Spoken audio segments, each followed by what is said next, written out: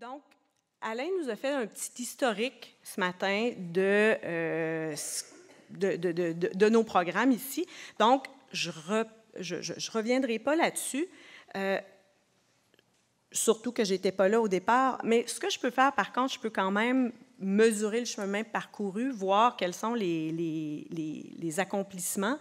C'est cet exercice rétrospectif-là que je souhaitais qu'on fasse aujourd'hui. Donc, parce que l'éthique, dans le fond, c'est un objet de réflexion vieux comme le monde, mais en même temps, c'est une discipline, en tout cas, l'éthique appliquée comme on la conçoit ici, c'est une discipline encore relativement jeune, encore en mouvement, encore en construction. Donc, c'est important de s'arrêter 2 minutes pour voir qu'est-ce qu'on a réussi à faire là-dessus. Et si je regarde, donc, ici, à l'Université de Sherbrooke, dans la foulée des Malherbe, des Legault, il y a quand même des choses qui ont été accomplies. Au niveau de la formation, on a, avec Robert, on a travaillé à essayer de retrouver nos diplômés et on a constaté qu'on avait formé plus de 500 personnes au fil des 20 dernières années, donc dans des deuxièmes cycles en éthique. Ce qui est quand même intéressant. Et une bonne partie de ces gens-là, ce sont des gens qui ne seraient pas nécessairement retournés sur les bancs de l'école si ça n'avait pas été de cet intérêt, dans le fond, pour les questions éthiques. Donc, c'est des gens qui avaient déjà des bonnes formations, déjà des professions, mais qui, par intérêt, en fait, pour les questions éthiques, sont revenus. Donc, plus de 500 personnes. Et ça, c'est sans compter les centaines de policiers qui sont formés à chaque année à travers, peu le savent, mais on fait aussi de l'enseignement à travers l'École nationale de police à Nicolet.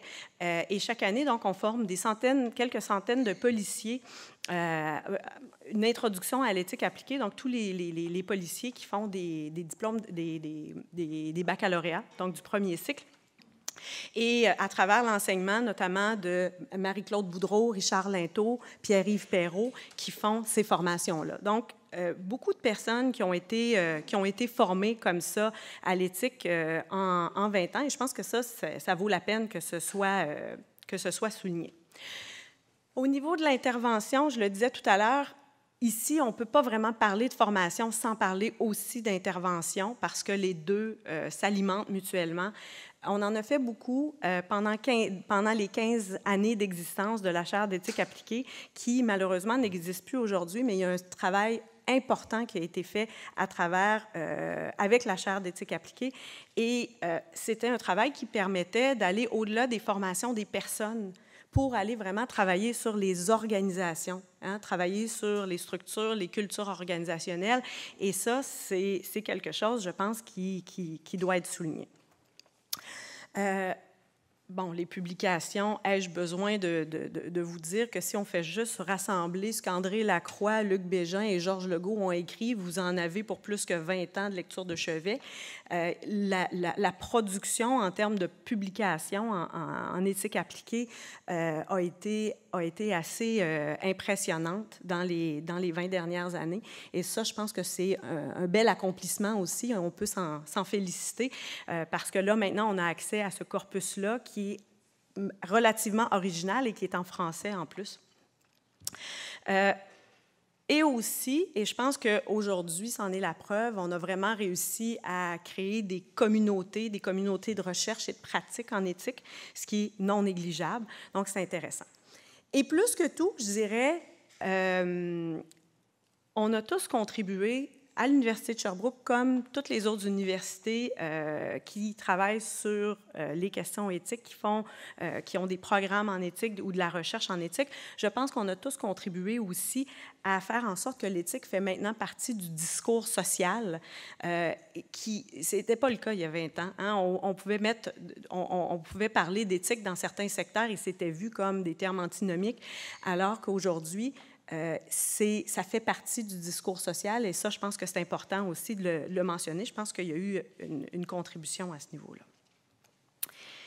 Maintenant, tout ça est intéressant. Je regarde cette année, on a la plus grosse cohorte dans nos programmes en éthique appliquée qu'on n'a pas eu depuis les 10 dernières années. Donc, c'est très intéressant, très encourageant. On sent donc que l'éthique a pris sa place dans le discours social, qu'il y a aussi une demande sociale d'éthique bouillonnante, hein, tant au niveau des personnes que des organisations. En même temps, il y a plusieurs enjeux sur lesquels il faut se pencher.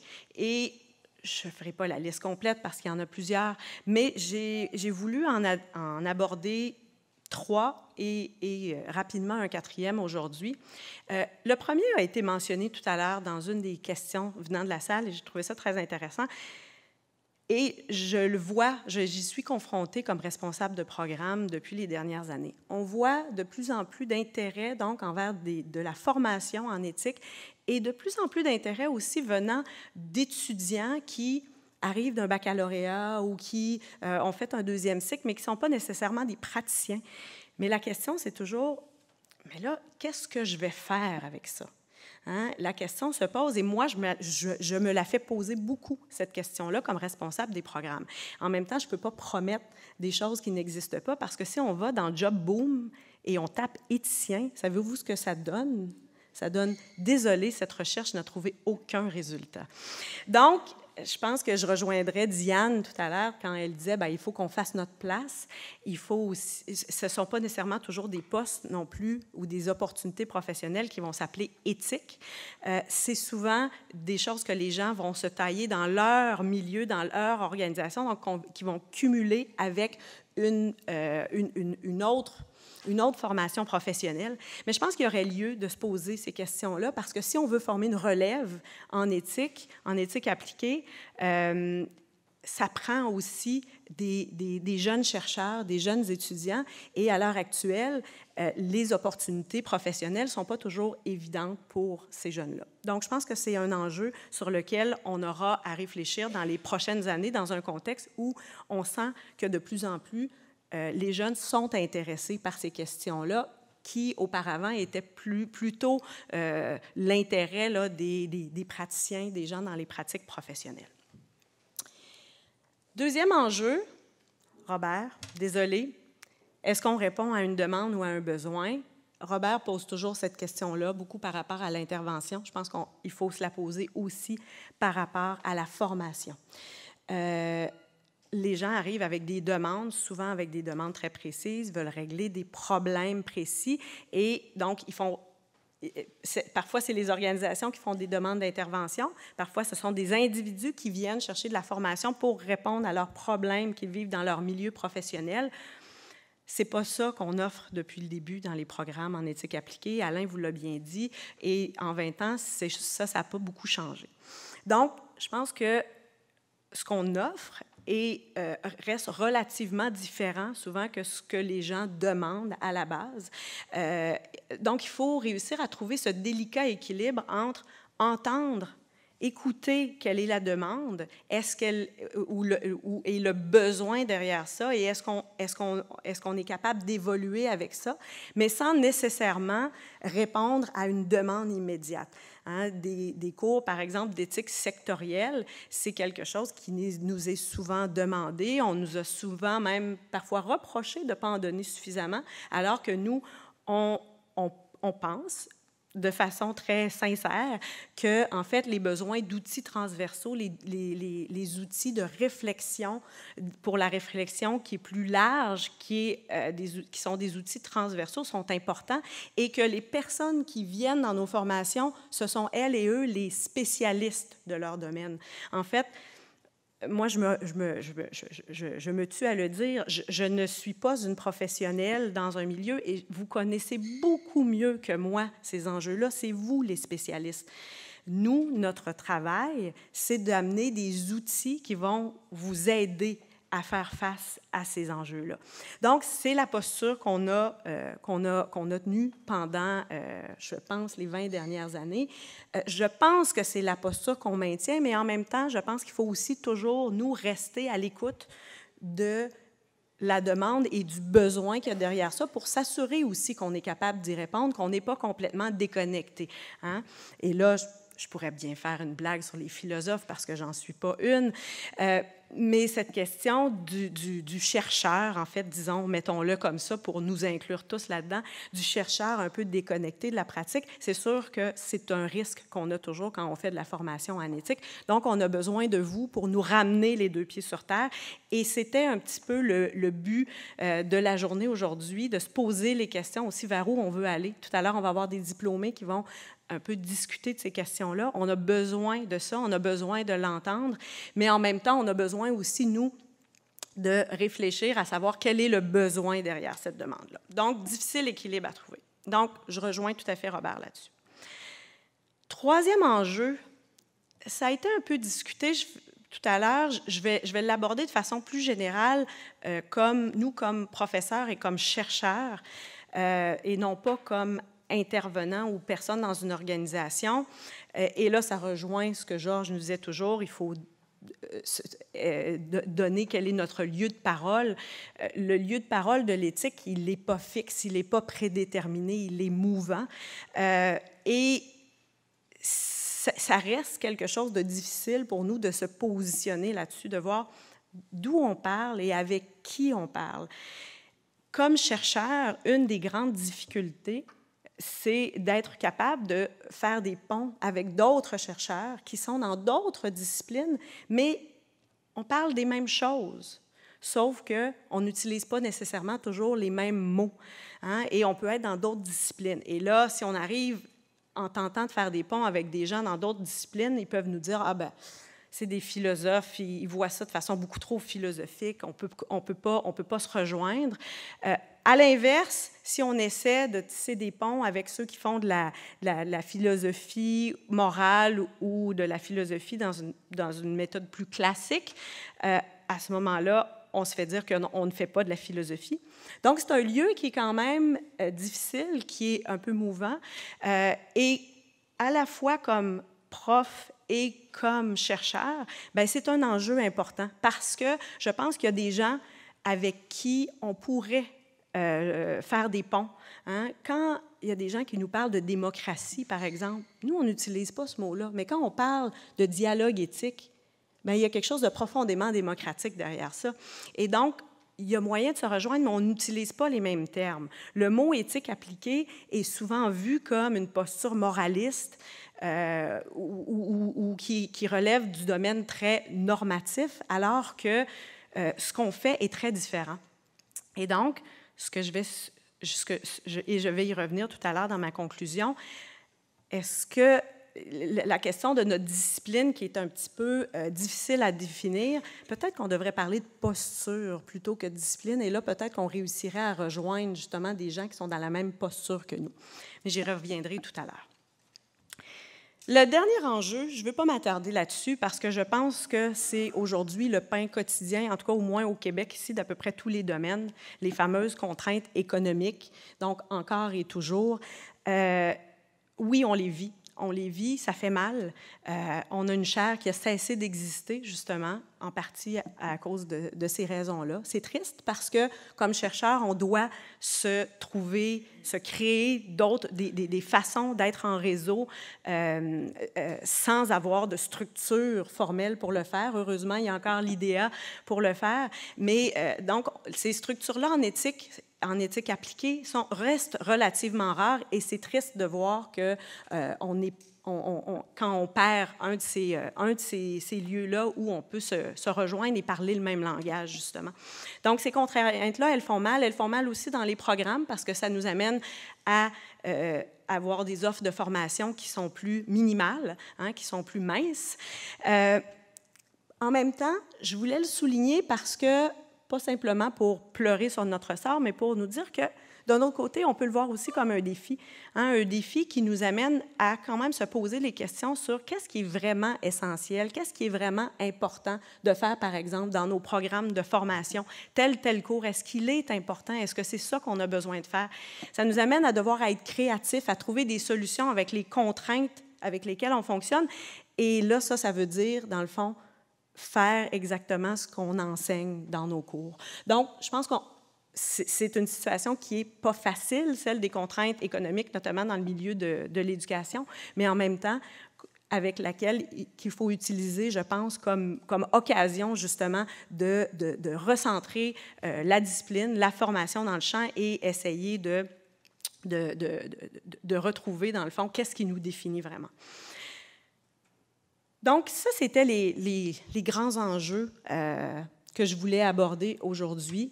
Il y en aurait plusieurs autres, mais je veux les utiliser surtout pour nous amener vers qu'est-ce qu'on fait maintenant. Ça fait 20 ans qu'on offre des programmes. Alain nous l'a dit, la perspective n'a pas changé fondamentalement. Qu'est-ce qu'on veut faire pour les 20 prochaines années? Hein? Et c'est pour ça qu'André Lacroix voulait que je me commette, que je vienne vous parler comme responsable de programme en éthique. Où est-ce qu'on veut s'en aller? Bien, je vous dirais, ce que j'avais préparé rejoint beaucoup ce que j'ai entendu déjà ce matin. Pour moi, c'est de se poser la question, quelle sorte d'éthicien est-ce qu'on veut former? Quelle sorte de chercheur en éthique est-ce qu'on veut former? Quelle sorte d'intervenant en éthique on veut former? Quelle sorte de prof en éthique veut-on être aussi? Et pour moi, je trouve cette citation d'Émilie H., qui elle-même s'inspirait de William James, le philosophe pragmatiste, très inspirante. L'éthicien, le prof, le chercheur en éthique, l'intervenant en éthique, c'est quelqu'un qui n'est pas en retrait, ni au-dessus, ni à côté, mais au milieu des autres. Il ou elle ne se définit pas comme celui ou celle qui juge ou qui sait ce qui est moral, mais comme quelqu'un d'intéressé par les expériences morales du monde. Sa tâche est donc d'expliquer les relations morales qui s'établissent entre les choses, non au sens d'apprendre ou d'imposer aux non-philosophes ce qui serait bien ou mal, mais d'accompagner et de rendre compte des événements moraux. C'est cette vision-là, moi, qui m'habite comme objectif, dans le fond, de ce qu'on veut réussir à faire dans nos programmes et dans la transformation, parce qu'il faut savoir les faire évoluer, ces programmes-là. Donc, c'est dans cette vision-là que je vois la continuité de l'éthique appliquée. Donc, en continuité avec ce qui s'est fait depuis les 20 dernières années, mais je pense que c'est important de se le rappeler et de poursuivre ça. Donc, cette idée d'un travail éthique avec et ensemble dans le concret des situations, des enjeux et des problèmes. C'est ce qui m'amène à dire que pour faire ça, il faut partager plus une posture qu'une discipline, me semble-t-il. Une posture qui est à la base épistémologique, que certains vont appeler contextualiste, interactionniste, mais qui devient, au final, à mon sens, une posture sociale, parce qu'elle implique un rapport avec les autres et avec le savoir qui est particulier, qui est ouvert et égalitaire, qui est un pouvoir avec les autres, que ce soit entre nous qu'entre le prof et son étudiant aussi. Donc, ce rapport de pouvoir-là qui est transformé et qui est coactif plutôt que de s'exercer d'une personne sur l'autre. Donc, c'est ce pouvoir avec-là qui nous amènerait, comme chercheurs, étudiants, praticiens en éthique, à être dans une enquête conjointe, constante avec les autres devant nos enjeux et problèmes éthiques concrets pour en comprendre les implications, les conséquences et, ultimement, peut-être, on espère, les solutionner de façon satisfaisante, acceptable, responsable. Donc, c'est cette idée-là d'être en enquête conjointe, constante, je pense, et c'est ce genre d'outil-là que la formation en éthique, j'ose espérer, c'est mon souhait, va être capable d'offrir dans les prochaines années à toutes les personnes qui souhaitent entreprendre ce genre de formation-là pour produire, dans le fond, des éthiciens et des éthiciennes engagés dans les situations concrètes et avec les autres. C'est ce qui m'amène à faire le pont sur notre journée de demain et c'est ce qui a fait qu'on a arrêté le thème de la journée de demain sur le potentiel d'une perspective interdisciplinaire et pragmatiste pour penser l'éthique parce que, me semble-t-il, ce sont des perspectives qui vont nous permettre justement de travailler, de développer une telle posture. Donc, plutôt que de parler de discipline, hein, est-ce qu'on est en philosophie, est-ce qu'on est en éthique, quelle sorte d'éthique, plutôt de parler de cette posture où on est en enquête conjointe constante. Et là, ça peut rejoindre des gens de plusieurs disciplines, mais qui vont être intéressés par les mêmes objectifs, les mêmes choses pour se rejoindre et réussir à travailler ensemble, faire de la recherche ensemble, faire de l'intervention ensemble pour donc réussir à atteindre ces objectifs-là. Donc, la journée de demain se veut à l'image de ce que j'entrevois pour la suite. On vous laisse faire plaisir, justement, pour entendre un petit peu des gens qui vont nous parler de ce type de posture-là, une posture qui serait interdisciplinaire et pragmatiste pour penser l'éthique d'une façon qui serait intéressante pour les prochaines années. Je vous remercie.